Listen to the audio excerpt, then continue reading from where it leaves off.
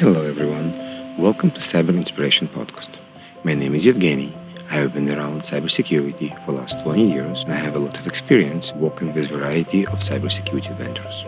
My main work is vendor consulting and cybersecurity advisory for companies. As part of my passion in technology and cyber, I've been intrigued to learn how a company starts. I started the podcast to understand the thinking process and what motivated people to start their own company. This podcast is affiliated with Security Architecture Podcast.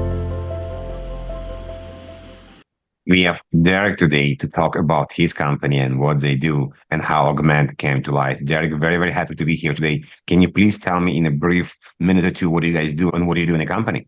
It's an absolute pleasure being here. Thank you very much for the invitation. A little bit about myself. So I'm Derik Belair. I'm the co-founder and CEO of Augment.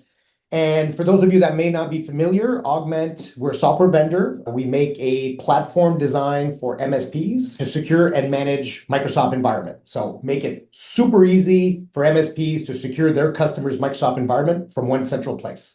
This is a very brief and straightforward explanation. It's very interesting because majority of the people using Microsoft in one way or another, maybe a few Google, but still everybody I know have one way or another using Microsoft. So I think this is a very good idea. And while Microsoft has a lot of security products, I think we all know they need help. And especially there are so many different configurations that you can potentially make a mistake. So happy you guys doing that. I do want to talk and dial in on the inspiration. What happened? Did you just wake up one day and say, let's do that? Or there was a story about it? Yeah, I mean, it's an interesting sort of story, and I'll try to make it short. My partner and I had started a company called Augmentt Technologies back in 2000. As we were building out Enable, the focus of that business was really around the network and the device management. And as the years went on, we started seeing a shift towards cloud and towards SaaS. So people were moving away from Microsoft small business servers and they were moving to the cloud and to SaaS. And we saw that pivot happen. We sold Enable to SolarWinds in 2013. At the time, we told them that, hey, listen, this is an opportunity that you guys should explore this. But SolarWinds was very much focused on the networking and the device management side, and they decided not to pursue. And so my partner and I, we do a lot of sailing together, and we were about to go on a sailing trip, and we got stuck on a harbor because of a big storm coming, and we started brainstorming ideas of what we could do, and we said, why don't we start this business? And there's an opportunity. MSPs need this, and basically I decided to fly back to SolarWinds that weekend. I quit, and we started that business the very next week.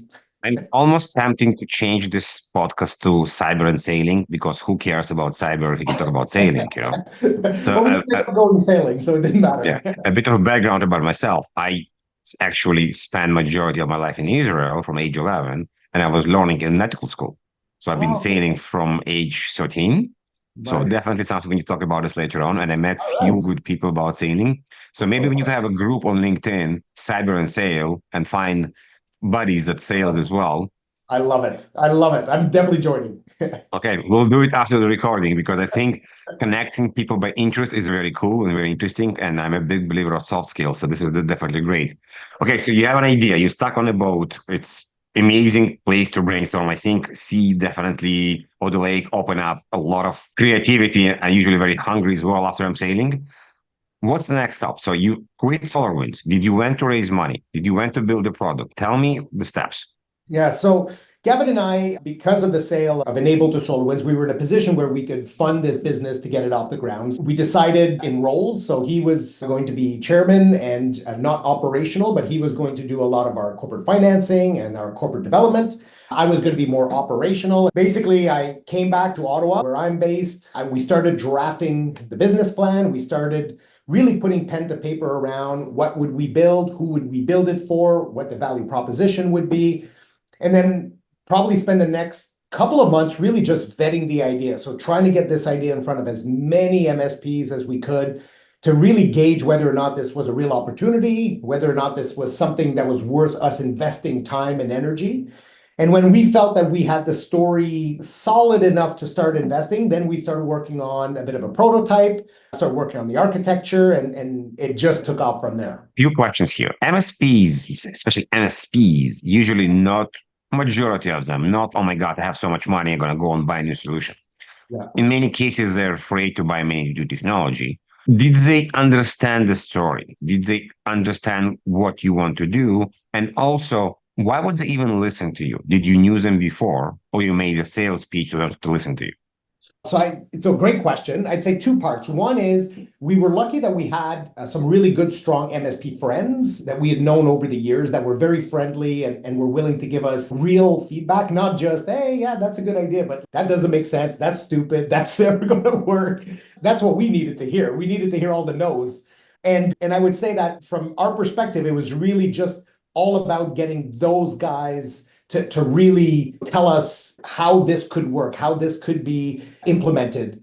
Now, the other thing you mentioned, which is a great point, MSPs are always concerned about an additional product. So what the MSPs told us is, yes, it's important that there's benefits and value and you can monetize it, but there needs to be a cost savings portion to it or an efficiency gains component to it. If it is just yet another tool to sell, it's going to be very difficult. So help us save time, make our techs more productive, save money elsewhere, and then we'll be interested. And then the monetization will be like, cherry on the cake.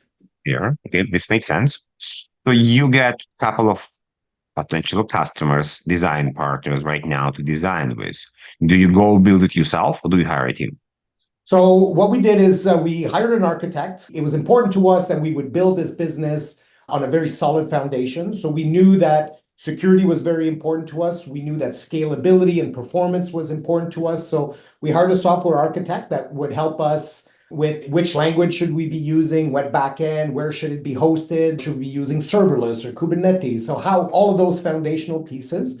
And then we hired a lead developer. We were lucky that we had a really good contact, somebody that we had worked with before that was coming available. He really started working on a bit of a prototype, so working on a little bit of front end, working on the back end, really getting to show whether or not what we were trying to do could even be built or the APIs available, could the data be pulled together. And we kept showing that to our advisory group, these early MSPs, and they gave us lots of feedback. And then once we felt that we had something that could actually work and could deliver value, that's when we built the team. So it was important to us that domain expertise and knowledge be full-time people. So we just hired developers. So a couple of front end, a couple of back end, a QA and regression testing. And we just started building the team and really started to execute. Did you raise money or you did it all organically? So we raised money at, I would say, about a year into the process. So the first year was self-funded, and we tried to keep it very lean and very tight. And once we had a couple of customers on board and we had a product that we could showcase, then we went off and raised money. And it was all friends and family, people that we knew, people that had invested in Enable in the past, people that believed in us and believed in the vision. And that's how we've remained funded ever since. Makes sense. I have a question that I think is very important about hiring people. Yeah. Did you think about company culture before you start hiring people, or it came organically? Like by talking to you, I think you have a vision how people should interact with each other. I don't believe you're going to build like a slave camp. So be something else. So tell me about this process and tell me about what happened and how you actually choose people. It's very interesting because we started the business in 2020. So at the beginning of the pandemic, we had an idea that we were going to build here in Ottawa, Canada. We were going to build a headquarter. Most people were going to be around Ottawa, and we were, going to be in the office. We were going to collaborate together. We started building out the team, and we found that hiring people, specifically at the beginning of the pandemic, was very difficult. We hired a lot of people that were elsewhere in other cities and in other countries. And all of a sudden, the pandemic was in full strike. Everything was remote. So what I thought the culture originally was going to be in Ottawa, everybody in the office collaborating, cool startup, and everybody's together, quickly became a very decentralized, very remote. So the culture that I thought we were going to have had to change, and for the better. And I would say that the culture that we have now is really about remote. It's about flexibility. And it's about trying to create an environment where people feel that they're working on something that they're passionate about, but not necessarily having to come into the office. So lots of great communication, lots of great interaction, but not often in person. How do you make sure there's accountability with people working remote in different time zones? Yeah. We're very much driven by, we use OKRs, the objectives and key result framework. We're very focused around giving people manageable chunks of work and tasks of works and monitoring the outcome much more than monitoring the day-to-day. So we don't really care as much whether or not you're working 8 to 5 or 9 to 6 or working on evenings and half time. It's really the results and the interaction and the feedback that's more important to us. So I would say that I went, being a little bit old school, I went from wanting to see people at a desk and wanting to see them from an 8 to 5, and that's how I knew you were productive, to saying, I don't really care how you work and when you work, I care much more about the outcome. And I would say that by changing my mentality of focusing much more on the results and the delivery, it makes me much less concerned about how much time are you spending and much more about the quality of the deliverable. So I would say overall, we get better deliverables, we get more timely deliverables, we're much more focused on those activities, much less focused on how much time are you on the keyboard. With managing a remote team and decentralized team, how do you deal with tasks? How do you deal with priorities of what need to be done?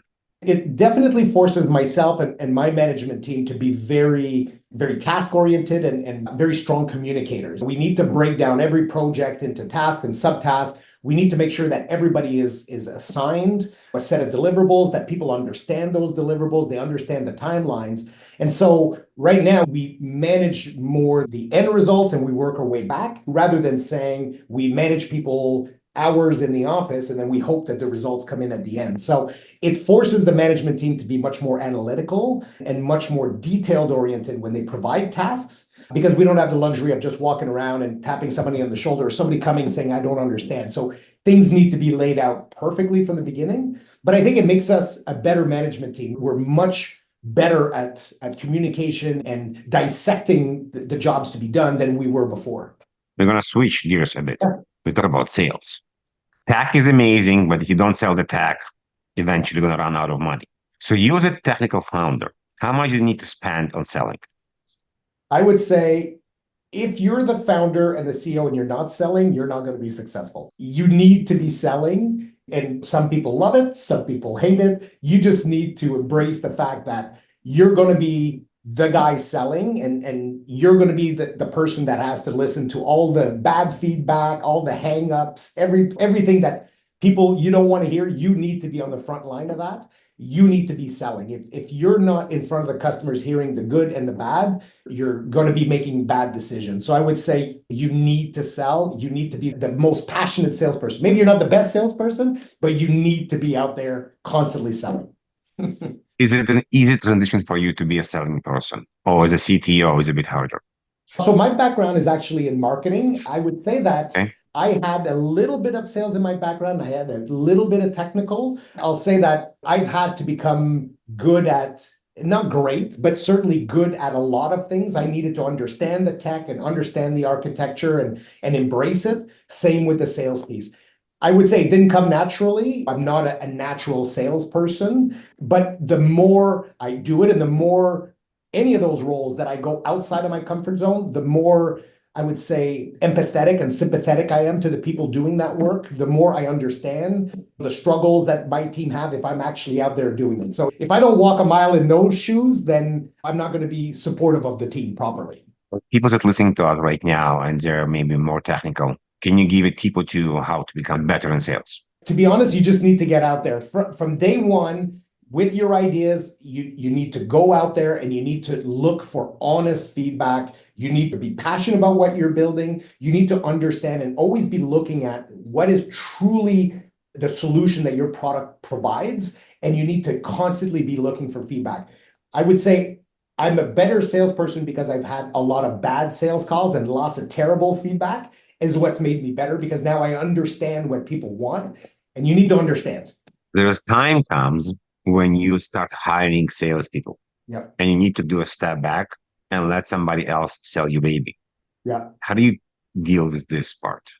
I'll say that at the beginning, it's difficult because once you're into the motion, you feel like you need to be on all the calls and you need to be in front of every customer, and every time there's a problem or an opportunity, you want to be there. You need to trust the people that you hire and hire good people, and they need to be passionate about the product like you are.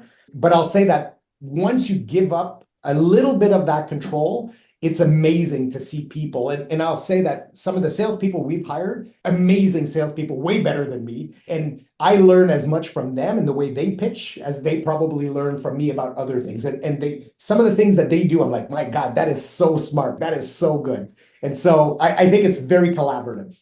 There is this time, I call it chicken and egg, when you come to a customer and the customer says, oh my God, I love the technology. I wish you had this feature. Yeah. So what do? Do you say, oh, yeah, we have this feature, let's wait for it, and you go develop it quickly? Or you're being honest and say, no, we don't have this feature, but we're going to develop it in the next 6 months of etc. For me, the honesty is always the best route. So I always say, listen, it's great feedback.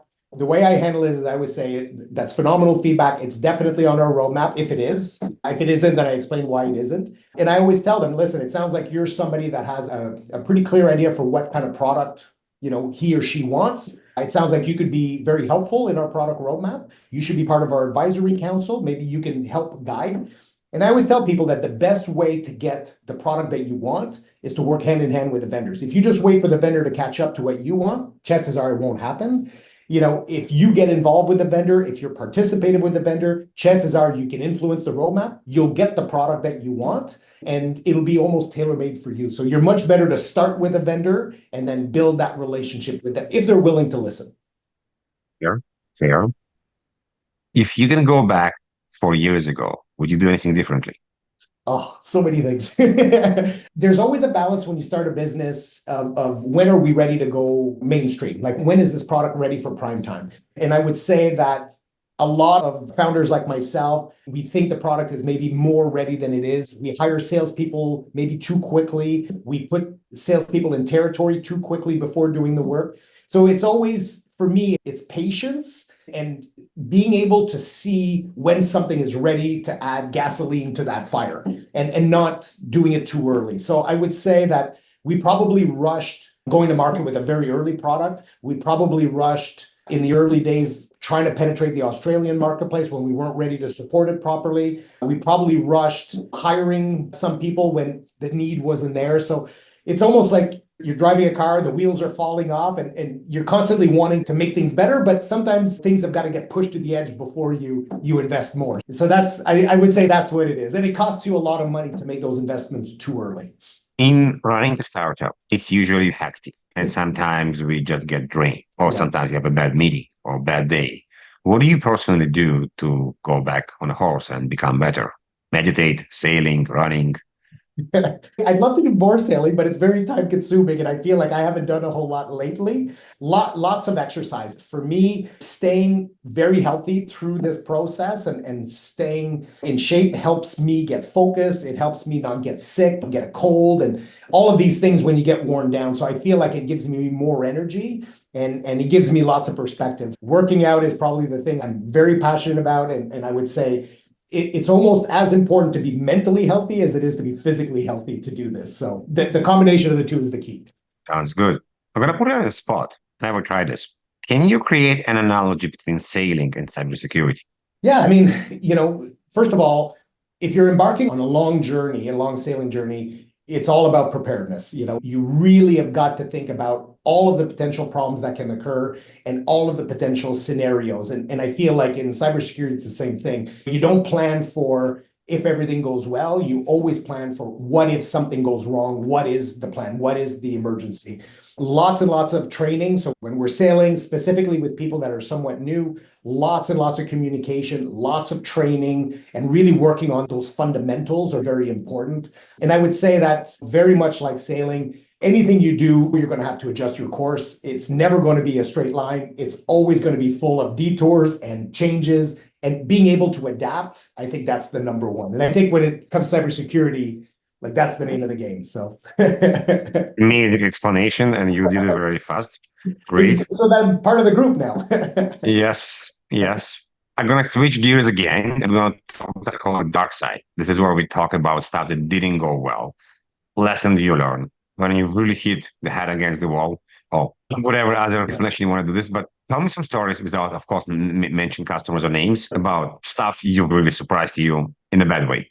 Yeah. So there's a couple. One is certainly on our side, we have had problems where we've introduced, as part of a product release, we've introduced a problem in our architecture or a problem in our product that affected customers. And it seems like everything is going great. And then all of a sudden you get an email and it's, oh my God, we've screwed something up. This is going to be big. And now you're trying to understand how many customers are going to be impacted, what's going to be the issue. So those occur much less, thank God. But in the early days, a young developer introduces code into our code stream, maybe didn't QA it, maybe it went around the process, and it will affect half our customers. Having a really good plan to call the customers one at a time as a CEO and say, hey, listen, there's a problem. It's our fault. It's going to impact you for maybe a day. Here's what we're doing to fix it. Those are challenging because they're very frustrating, and it's very easy as the CEO to just get really upset and angry about it. And you just need to say, okay, I'm not going to deal with the anger now. Let's just fix it. And then let's figure out how we got there. So that takes a lot of patience and probably something I need more patience on that. Dealing with customers that are very unhappy for one reason or another, they feel like they were sold something or something that our product didn't do, and they're very angry. And dealing with those types of customers, again, doesn't happen a whole lot, but when it does, again, you just got to get on the phone and you just got to deal with it. And those are very difficult. And I'd say that a lot of, especially as you're building out a company, dealing with employees can be difficult. It's especially remote employees when something is just not working well and there's a real conflict. And that is very challenging and it impacts the team. And you need to make some tough decisions. Those are difficult. Anytime we've had to let any team members go, it's devastating, especially when you don't want to let them go, let's say. And so those are very challenging. And thank God we haven't done it a whole lot, but I've always found that difficult. Derik, thank you very much. Really like your story. Really like the way you present it. Best of luck. I think you guys are doing something very important. Awesome. Thank you very much. I really appreciate it. Awesome. Everybody listening, see you in the next episode. Thank you for joining us.